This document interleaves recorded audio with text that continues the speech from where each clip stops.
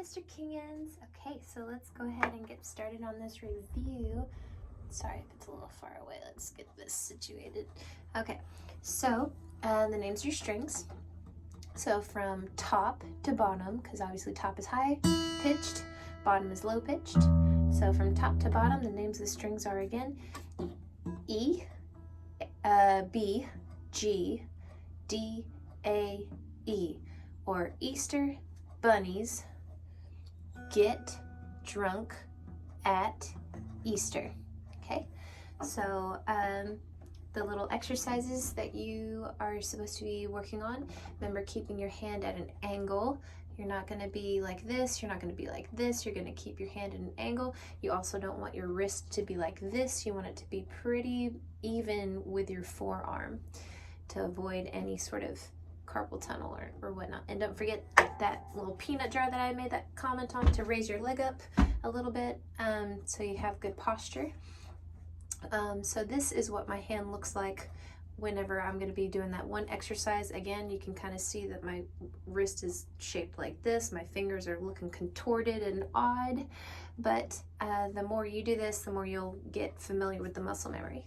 Okay, so just the first exercise was hammer on. So you're going to pluck the first string with a pick or with your thumb, pluck, and you're going to hammer on. So remember, if you have trouble, do this real quick to where you can hear that string. And you want to just hammer on by leaving that finger down when you're doing it. So you're going to pluck with it open first, and then hammer on. Okay, so then do the next one. You'll have your finger on close to the fret, not on it, because being on it will muffle it. So behind the fret, you'll do that, pluck, hammer on the middle finger now. Okay, and then you'll get close to the fret on that one. If it's a little straining for you, you can go ahead and take off that first finger, middle finger to ring finger, pluck first, and then hammer on. Take off the middle finger if it's straining, or leave it down for better stretch in the long term. But just to start off with, go ahead and do just 2 fingers at a time. Ring finger to pinky. Now that one's going to be a little bit more on the other side. It's not going to be, or straight, whichever one is easier for you. But this one's not going to be like the others, how those are all going towards that spot. The pinky is going to pretty much be going in a different direction. Okay, so again, slow motion for you real quick. So you're going to pluck, pluck, hammer on, pluck, pluck, hammer on. Now reverse, pull-offs or pluck-offs, however, like lift-off or pluck-off is really what you're doing. So lift-offs will sound like this, and that's just me lifting the pinky off. Pluck-offs will sound like this, like that, like I'm literally digging into this string and then plucking off my pinky like that. But lift-offs might be easier, so lift-off like that. And then make sure you've got pressure on both of these 2 fingers when you're doing it, and you're just going to pluck first and then lift that finger off. So add the middle finger back, pluck, lift the ring finger off. So you hear that again, like that. Middle to index, index to open. Okay, and you'll do that for the first 3 strings. This is the second string, 3rd string,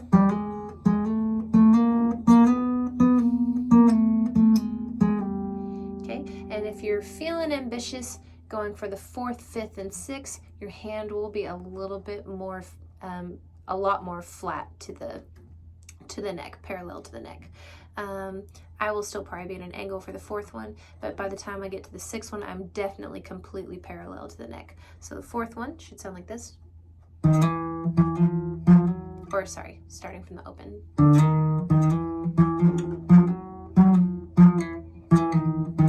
5th string. 6th string, the hardest one. You'll need a lot of pressure for this one.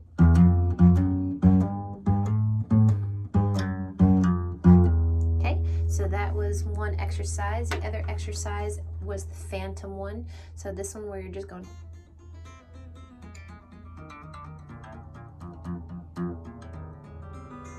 And you're wanting to do that without looking. So initially, sure, trying to get familiar by just doing that. looking at it if you have to, and just recognize that each string is equidistant. So each string should be the same distance from each other. Then you're going to do the same with the middle. Or doing that. Just getting used to that. Same with the ring finger. And then the pinky. But the pinky is not as crucial because the pinky doesn't ever really do things like that. It's only used for like stretching and doing like boop, boop, like little stretches like that from fret to fret. Okay, so practice on those two exercises. And now let's get into the chord section. Now this was where there's only two reasons why a string is not making a clean sound. It's either lack of interference or lack of pressure or interference. So with, say, the G chord, which the G chord was first string with the pinky, second string with the ring finger in the 3rd fret, middle finger will be in the 6th string 3rd fret, index on the 2nd fret 5th string. Okay, so it should look like this. Again, my wrist is nice and flat. It's not trying to do this or anything like that. I'm just pretty much keeping it natural with my hand being relatively like not touching the neck like this. It's just away from it, the palm part. Okay, so you'll want to play each individual string at first, and then you'll do a nice strum. Okay, so all of that should sound that nice and clean. Now, if it's like this, so let's go for the 6th string, for example, it sounds like this, or any sort of variation of that, it's lack of pressure. So you put more pressure down, and also you want to be as close to the frets as possible. The further behind the fret you are, the more pressure that you'll have to apply. So get close to the frets as much as you can, and then make sure it's clean. So now go to the next string. If it's clean, perfect. You don't have to do anything. But see how my finger is arched like this? My middle finger is arched. It's arched like the knuckles being pushed, like I'm pushing the string off, but I'm not. I'm just pushing my finger towards the knuckle, makes a tabletop, so that it's not interfering with the 5th string there. So if it's flat like this, if you feel any vibration in this finger while you're playing this string, then that's interference. So you'll want to make sure you tabletop your finger in a way to where it's nice and clean. And then do the next string. There's no fingers on this one, so if it buzzes, it's interference from this finger. So if this one were flat, the index finger, and making that, you should feel a vibration in this finger, which would mean you need to arch it more to make it clean. Now this one should be easy. That 3rd string, the G string, should be easy and no interference. And then the last two, the ring finger and the pinky, should just be pressure. So just apply the pressure. So that is your G chord. Okay, and then the other chords that we worked on were E minor 7. Now that one was a slant like that. So again, these two strings were occupied by the pinky on the 1st string, ring finger on the 2nd. Your middle finger will be on the 4th string, or otherwise known as the D string, and your index is on the A string. So now this one shouldn't have many issues with interference, but you do have bigger hands, and this is your first attempt at playing guitar, so it's just a matter of making sure your fingers are arched like mine. You see how I'm nice and poised over to where you can't even see, like this one's not interfering with this one. I mean, not that it would matter because this is in front of it, so even if you did flatten this one, it's not going to make a big difference, see, versus arched up. It's not going to make a difference because it's behind this one. If it was in front of it now like this and that one was flat, then that would make a difference, it would interfere. But because we're playing it like this, there shouldn't be any interference for most of the strings, unless we're talking about the 3rd string, which has no finger on it, and the interference would come from the middle finger if it was flat. So you want to make sure, like I said, 2 reasons why a string's not resonating: interference or lack of pressure, and just analyze it yourself while you're playing each individual string and then strum it. Okay, so the other chord was the C-9 chord. So the C-9 looks a lot like the G chord. Again, first string, second string on the 3rd fret. The G chord is like this. C-9 is down 1 with the middle, down 1 with the index. So 5th string on the A string, 4th string on the D string. So E string, B string, A string, D string. Okay, so that one you play 5 strings down. So analyze that one as well. Interference or lack of pressure is why any of the strings aren't resonating, and just go ahead and analyze. So now that we've got all that covered, let's move on to the strum pattern, which the strum pattern, which I'm sure you took a picture of, is up there. That's barely visible because I don't have the chalk. I have to get more chalk to make that down, down, up, down, up there. Okay, so let's do this so you can see. Let's start with the E minor 7 since that's the first one we worked on that day. So the E minor 7 again, 1st string, 2nd string, 4th string, 2nd fret, 5th string, 2nd fret. Okay, so all 6 strings. Make sure each one resonates.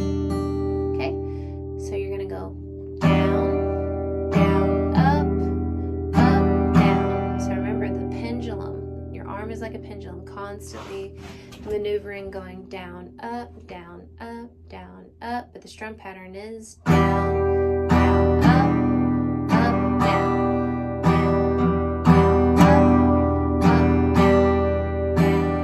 up, down, down, and you want to at least do it 4 times in a row. So remember, there's like dots in one of these corners, 3 dots, and if you click on one of those, whichever corner it is, those 3 dots will give you a choice of playback speed. So if you want me to slow down or you want me to speed up, it'll do that. But mind you, it'll also slow down my speech and or speed it up. So for that E minor 7 again. You give fiddle lessons? I give beginner violin lessons. Sorry. Okay, so down, down, up, is that. So slower, I'll go ahead and do it slower just for the video's sake. Down, arm moves up, then you're going to play a down, up, arm is going to move, or arm is going to move down, and then you're going to play up, down, then your arm is going to move up, and start all over again. So down, arm moves up, play down, up, arm moves down, play up, down, up, so down, down, up, down. Okay, so work on that. Now, if you're feeling confident in that already, go ahead and practice something simple like switching from the G to the E minor, just doing this action alone. So 6th string, then you're going to move the index finger back to make room for the middle finger. Then you're going to pick it up, move the index over to go back to the G chord. So that's your G chord. Lift it up to go underneath the index by scooting this one back a little bit to give you more space to make your slant. Then bring it up for the G chord. Index moves over slightly, and then you're back to there. So that switch right there will be a good enough thing to practice. And then G to C-9, G to C-9, over and over and over. Just doing that without the right hand or without your left hand. So doing this over and over. Or doing this over and over, or doing all of those and just practicing. And then the harder one, E minor to C-9, E minor, C-9. So E minor, index finger would come down 1, middle finger would go up 1 and over. So up 1 index, middle finger down 1 and over, index down 1, middle finger over for the C-9. So E minor 7, C-9. So that kind of switch to practice will be the hardest one of those 3. But C-9 and G, that'll also be difficult. That should help, like the phantom exercise should help because you're learning the distance from each string. So when you do this, you just know that you're moving down 1 string. Same with your middle finger, it's just moving down 1 string. So if you have that muscle memory already going for you, then you can get this fairly quickly at that point. But it does take time. So I'm not trying to say like, you should already have it. No, it definitely takes time. Okay, so yeah, work on that. And then what else? I'm trying to think of anything else. Oh, and then the strum patterns. So if you feel comfortable already doing that at this point, if you've done this video several times and you're already feeling confident you can do that with ease, so then apply the strum pattern to it, doing one chord with the strum pattern, then switching chords and doing the strum pattern for that one. For example, I'll do G to E minor.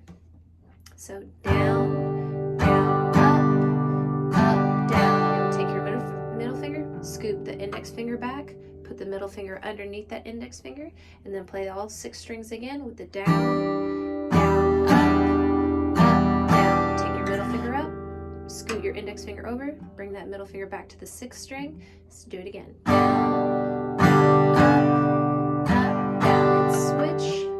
Down, up, down, switch. That's how fluid you want to be. It'll take time though, so don't get frustrated, don't get discouraged, but do keep trying until you get it like this. I know it took Kayla a hot minute, but she got it like pretty much so quickly, so I know she can do it, I can do it, you definitely can do it too. So work on this, and if you have any questions, just text message me and I'll send a video response if I need to, or I'll send a text message response if that would suit as well. Okay, so enjoy working on this, and I will see you next week. All right, bye, Mr. Kingins.